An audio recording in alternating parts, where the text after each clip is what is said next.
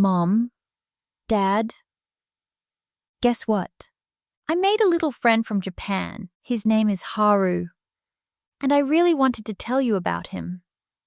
Because he is not one of those pretend perfect children from grown-up stories. He cries. He gets mad. He wants things right now. He doesn't always want to leave fun places. He gets tired in the weirdest moments. So at first I thought, oh, he's just like me. But then I kept seeing something funny. Not funny like, ha-ha. Funny like, wait a minute. Every time something hard happened to Haru, the whole moment felt different. At the grocery store, at the car, at dinner, at the playground, at home. And every time I kept thinking, what is that? What is the quiet little thing happening around Haru? What makes hard moments feel so different? I don't know all the big grown-up words yet. But I think maybe Haru lives by 8 quiet rules. Not loud rules, not scary rules, not rules that feel like punishment. Just quiet ones, the kind of little heart can rest inside. 1.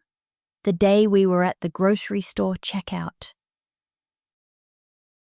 We were standing in line at the grocery store. You know that part.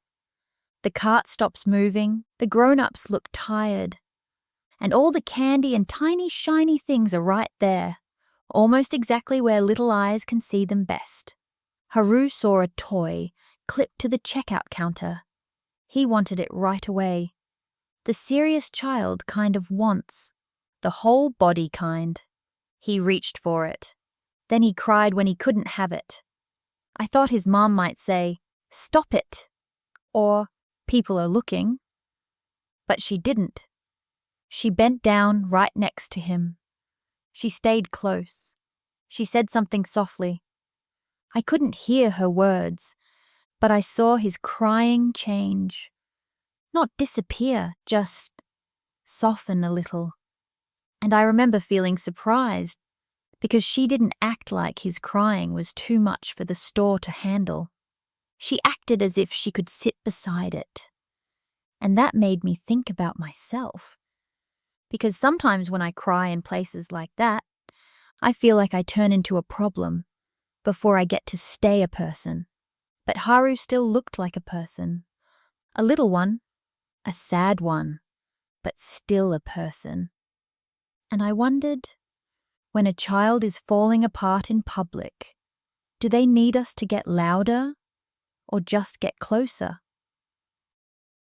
2. The day he didn't want to get into the car seat.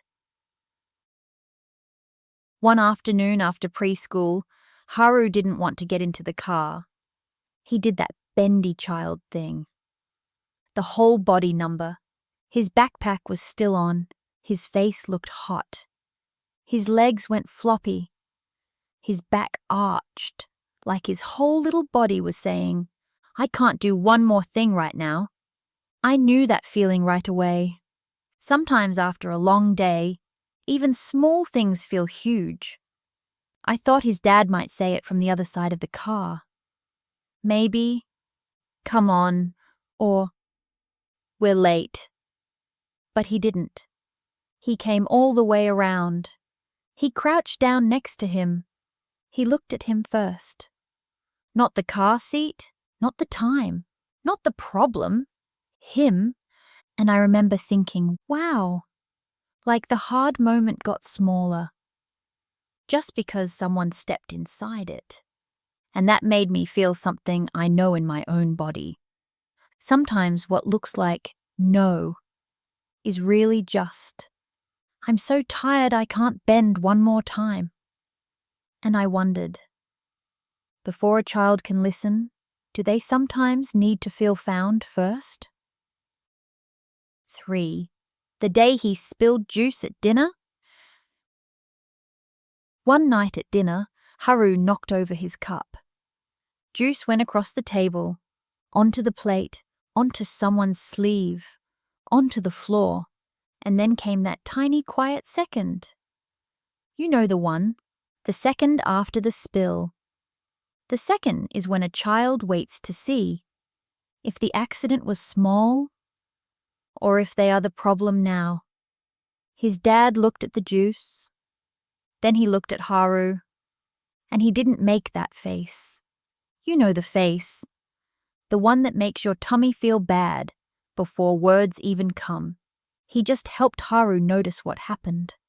The juice spread, dinner stopped, a napkin was needed, other people had to move things. He wasn't making Haru feel bad. He was helping him see the ripple, and that made my chest feel warm in a sad little way. Because sometimes, when I spill something, I don't only feel sorry, I feel small. But Haru didn't look small in that moment. He looked like someone being taught gently, and I wondered, when a child makes a mess, do they need blame first, or help seeing the ripple? 4. The day it was time to leave the playground. We were at the playground. The sky was turning orange. The air was cooler. The swings were still moving. Everything still felt like play. And then it was time to go. Haru got upset, in the exact way children do when fun is ending. His feet got heavy. His face changed. His crying started before his words did. His whole body looked like it was saying, "Not yet. Please, not yet." I thought his mom might say, "We're leaving now," in the voice grown-ups use when they are done. But first, she noticed the sadness. Not in a dramatic way, just enough. Like the sadness was real, and she didn't need to fight with it. She didn't turn the no into a yes. She didn't suddenly let him stay forever. She just stayed near the disappointment, without acting like it had to disappear right away. I think this one made me go quiet inside, because I didn't know sadness could be allowed without becoming a battle. And I thought about myself, about how leaving can feel like something beautiful closing before you were ready. And I wondered, when a child is sad about goodbye, does the feeling need to be pushed away or simply held for a moment? 5. The day Saturday, chores still felt warm. One Saturday morning, I saw Haru while everyone at home was doing ordinary things. Laundry, groceries, wiping counters, putting fruit away, moving little things from one place to another, and he wasn't somewhere else being kept busy while all the real life happened. He was in it. He handed over a sock. He carried something tiny. He stood by the counter and watched. He wiped one little corner of the table in the most serious child way. And it was slow, very, very slow, almost funny slow. But when I watched it, I had this strange little feeling. Wow, he didn't look like someone being kept out of the way. He looked like someone being let in. And this one made something ache in me. Because sometimes I don't want to be entertained. Sometimes I want to belong to whatever is happening. Sometimes I want to hand you the spoon, or pass you the sock, or stand close enough to know I'm part of the life happening in front of me. And I wondered, when a child is under your feet, are they really interrupting, or are they asking to belong? 6.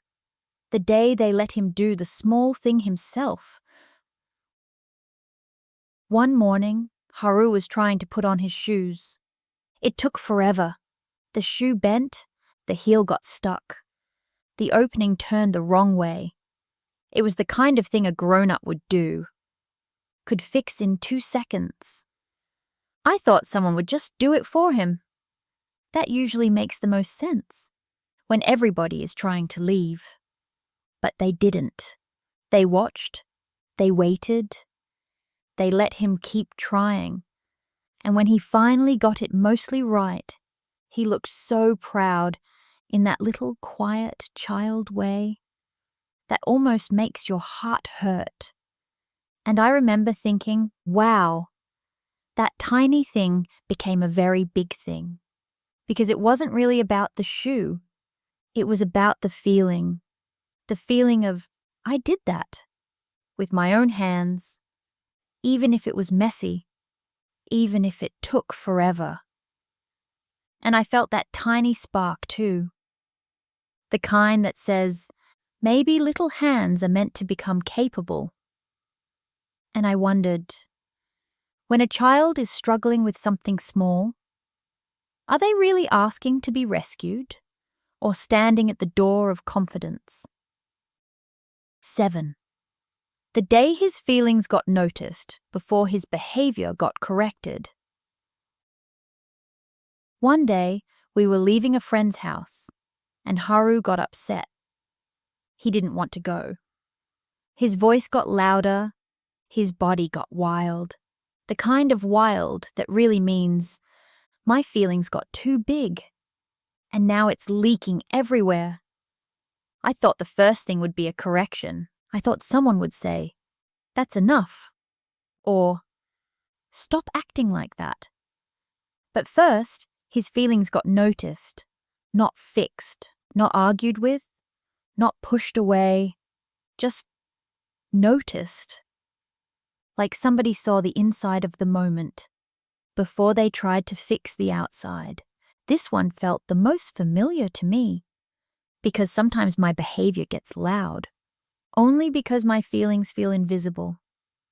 And I thought about myself, about how many times my behavior probably looked like the first problem, when really my feeling was. And I wondered, when a child's behavior gets bigger, is it always disobedience? Or is it sometimes a feeling still trying to be seen? 8. The day I realized he was learning from the grown-ups themselves. The last one is the quietest. I almost missed it, because it wasn't one big scene. It was all the little ones added together. I watched the grown-ups around Haru, how they moved when things were inconvenient, how they put things down, how they sighed, how they waited, how they looked at him when he made things harder, how their voices stayed soft or didn't. And then I had this strange thought. Oh, wow, he's learning even when nobody is teaching him. He was not just listening to their words. He was reading them, their faces, their hands, their pace, their weather. Children do that. I do that. We read the grown-ups we love all the time.